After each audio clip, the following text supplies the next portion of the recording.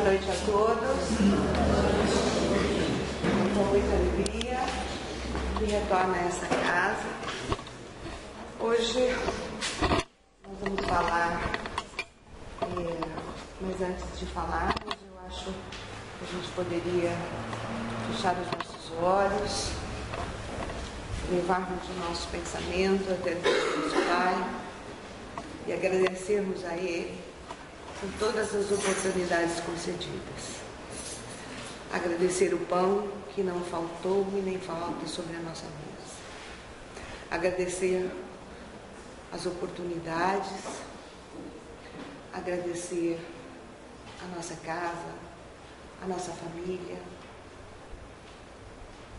Agradecer. Te pedimos, Pai, pelas pessoas que se encontram doentes. Te pedimos, Pai, por todos os lares, que eles possam ser abençoados e que aqui nessa noite possamos contar com a sua ajuda, com os seus mensageiros, para aquilo que estamos propondo a nos fazer. Obrigada, Senhor.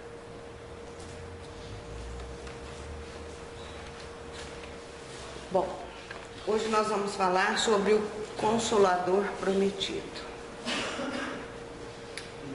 Seria então o próprio Jesus o Consolador? Vejamos então essa passagem de João. Se me amais, guardarei os meus mandamentos, e eu rogarei ao Pai, e Ele vos dará outro Consolador, a fim de que esteja eternamente convosco. O Espírito da verdade, que o mundo não pôde receber, porque não o vê nem o conhece. Vós o conheceis, porque ele habita convosco e estará em vós. Não vos deixarei órfãos, voltarei para vós outros.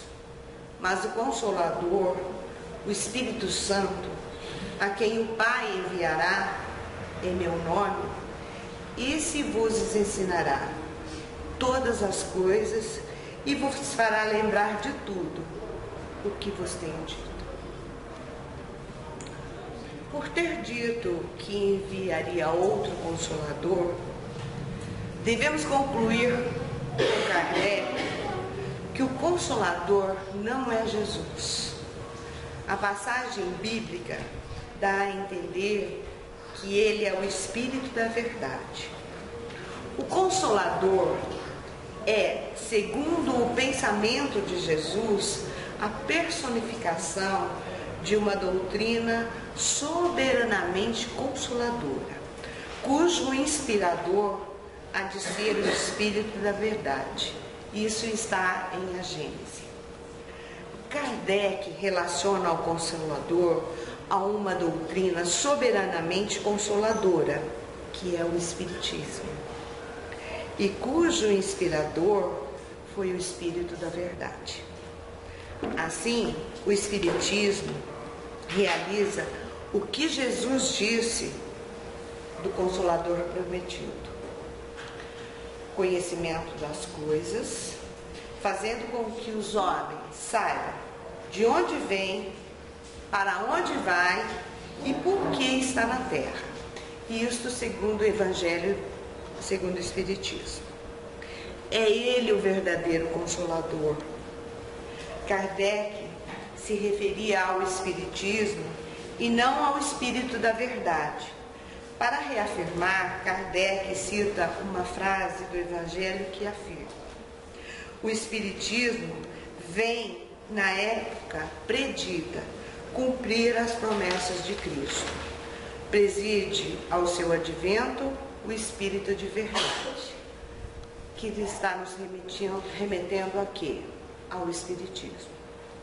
Assim, o Espiritismo, longe de negar ou destruir o Evangelho, vem ao contrário, confirmar, explicar e desenvolver, pelas novas leis da natureza, que revela tudo quanto Cristo disse e fez, elucidando os pontos obscuros dos seus ensinamentos. Esses pontos obscuros, né, dos seus ensinamentos, na verdade, está nas revelações, né?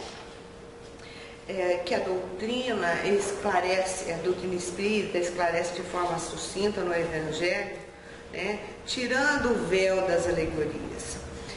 Na primeira revelação de Moisés, que foi olho por olho e dente por dente, né?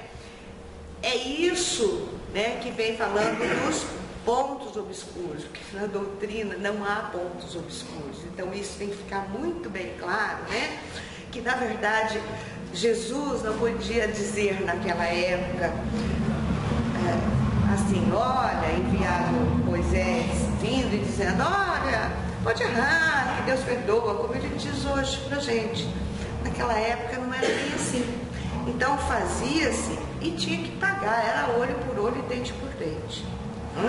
Então, por isso que fala da elucidação dos pontos obscuros, mas na doutrina não há pontos obscuros, né? É muito clara, para ciência, filosofia e religião, né?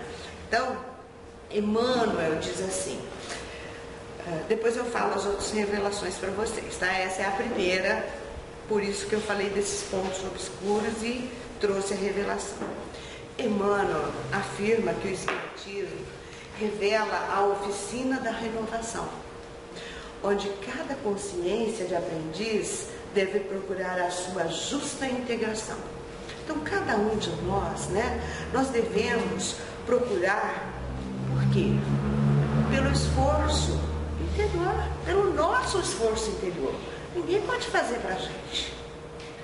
Pela nossa disciplina, de nós mesmos. Nós devemos nos disciplinar, né? Pelo nosso autoaperfeiçoamento.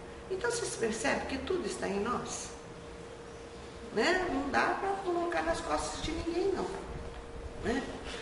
Bom, a segunda revelação foi por Cristo.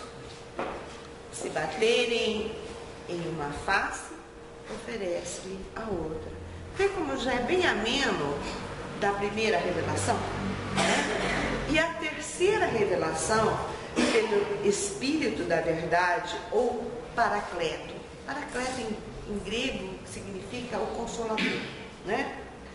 Que é o que nós estamos falando, né? Então eu achei muito interessante trazer as três revelações, até para a gente entender sobre o Consolador prometido, né? E que diz o quê? Né? A máxima qual é? Sem caridade não há salvação, né? É o que nós tanto falamos, é o que nós tanto pregamos, né? Sobre a caridade. Que ouçam aqueles que têm ouvidos para ouvir.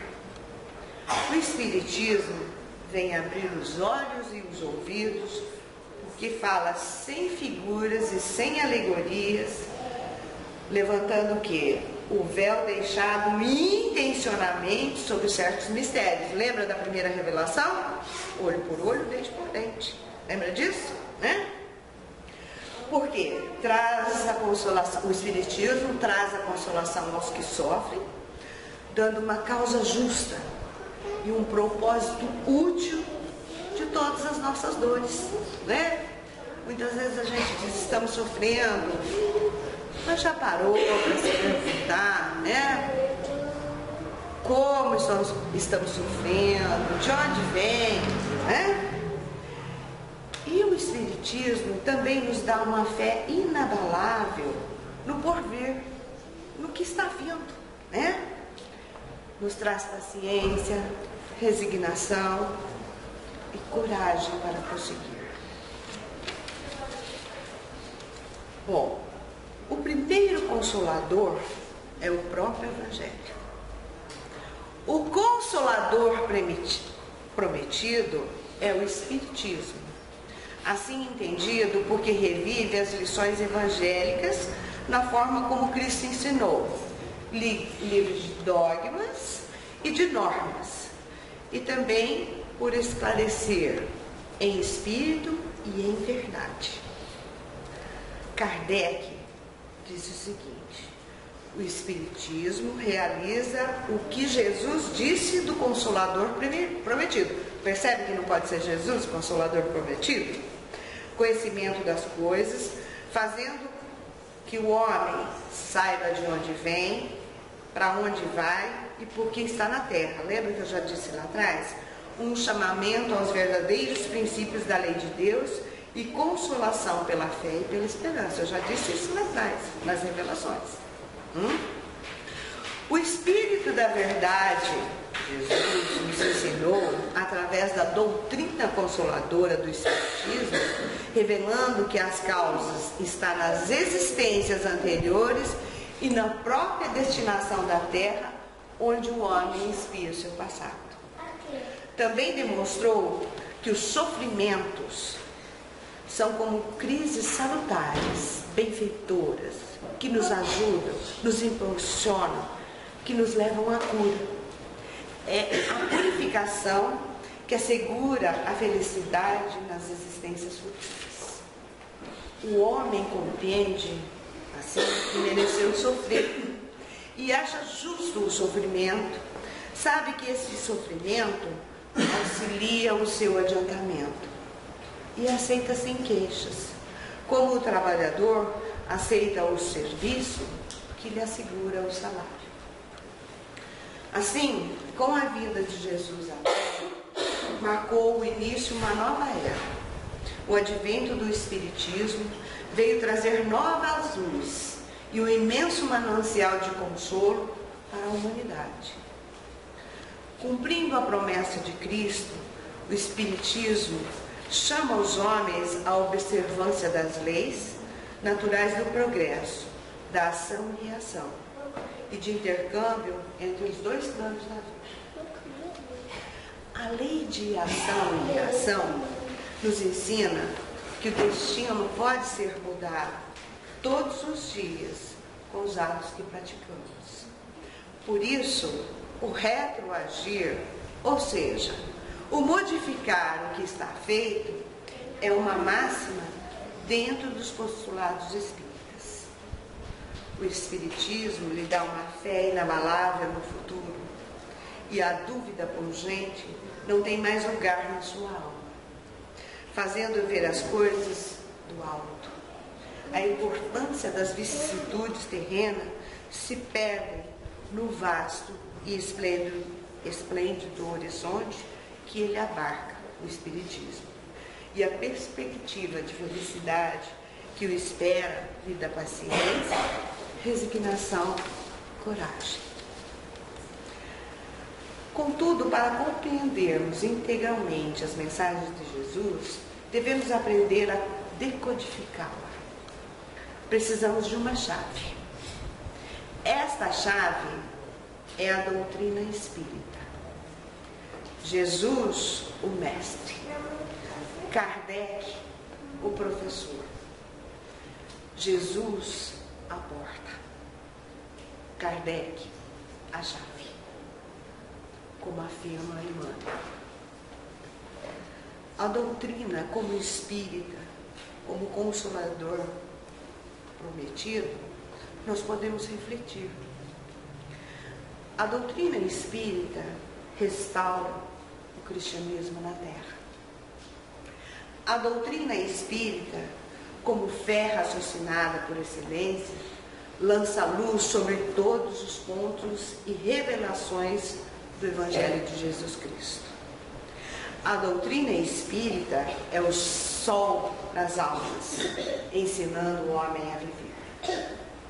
A doutrina espírita prova que a morte não existe como extinção de vida. A doutrina espírita está na frente da ciência da Terra, na comprovação das realidades do espírito e do universo. Só a doutrina espírita é ciência, filosofia, fé e religião. consolação prometida há 2000 anos por Jesus, diretriz da humana perfeição. Não há dúvidas de que o processo de melhoria espiritual é árduo, especialmente quando se aplica a espíritos seriamente comprometidos com a lei de Deus. Os recursos divinos, contudo, são inesgotáveis e com eles podemos imprimir novas direções à existência. As provações nesses aspectos se revelam como oportunidade de aprendizado que, se bem aproveitadas, impulsionam o progresso individual e coletivo. Por outro lado, é sempre bom ter em mente que o crescimento espiritual não acontece apenas pelas trilhas da dor, mas também pelo exercício do amor, como ensina o apóstolo Pedro em sua primeira epístola. Acima de tudo, cultivai com todo o ardor o amor mútuo, porque o amor cobre uma multidão de pecados. Isso está em Pedro. Nunca é demais para nós mantermos atento a essas orientações. Através de numerosas reencarnações, temos sido Cristo sem Cristo. Agora que a doutrina espírita revela, por mentor claro e direto da alma, ensinando-nos a nossa responsabilidade de Deus, então é imperioso sabermos dignificá-la na nossa própria consciência, acima de qualquer demonstrações exteriores, procurando refletir em nós mesmos. Entretanto, para que isso aconteça, é preciso, antes de tudo, matricular o raciocínio na escola da caridade, que será sempre a mestre sublime do coração. Vemos então que é sempre do âmbito individual a decisão de transformar-se para nos melhorarmos. Cada pessoa, o recurso que dispõe, onde e como viva, tem condições de renovar-se espiritualmente, libertando-se do círculo vicioso do erro e acerto, determinando pela lei de causa e efeito. É preciso trabalhar à vontade e empenhar-se no próprio esforço evolutivo. Cristo é o ponto do equilíbrio em nosso reencontro. Espíritos desencarnados e encarnados, todos nós chegamos em degraus diferentes na escala evolutiva. Cada um tem seu degrau, cada um tem seu tempo. É preciso saber respeitar. Isso também é um ato de caridade. Sem Jesus, estaríamos confinados à sombra de nós mesmos. E sem a disciplina do seu evangelho de luz e amor, com todas as pompas de nossa fenomenologia convincente e brilhante, não passaríamos de consciências extraviadas e inquietas a caminho do caos. Sem Jesus, sem o Espiritismo, nós não conseguimos, nós seríamos o caos. E o que é o caos? É tudo misturado e nós não sabemos definir o que é, o que somos. Então, o Consolador prometido vem nos trazer o que é o Espiritismo. E aí, para terminar, eu li uma frase do Chico Xavier que eu achei muito boa, até pertinente com o nosso assunto. Diz assim: aos outros eu dou o direito de ser como são. A mim dou o dever de ser cada dia melhor. E o Espiritismo pode nos auxiliar através do Evangelho, que é o primeiro consolador, e o Espiritismo que é o Consolador prometido. Uma boa refletir sobre o Consolador prometido, né? E tirar grandes lições, lembrando sempre que o crescimento é individual, né? Nesse momento, nós temos que olhar para dentro de nós mesmos, né? E nos esforçarmos e olhar, né? Primeiro o esforço interior, a nossa disciplina, né? E o nosso autoaperfeiçoamento. Então vamos lembrar tudo isso e, se pudermos, cada um a seu tempo e a seu modo, fazer o seu jeito, né? Respeitando o quê? A adversidade. O quê? Ninguém é igual a mim, ninguém faz o meu tempo, ninguém faz igual a mim, mas cada um tem o seu jeito sublime de ser e de fazer. E é isso a grande revelação do Consolador prometido, que fora da caridade não há salvação, né? E é isso que veio nos trazer a terceira regulação. Está tudo, né, grudado aí um com o outro, e nós temos que pensar nisso e tentar fazer. Uma boa noite a todos e que todos tenham uma boa semana. Obrigada.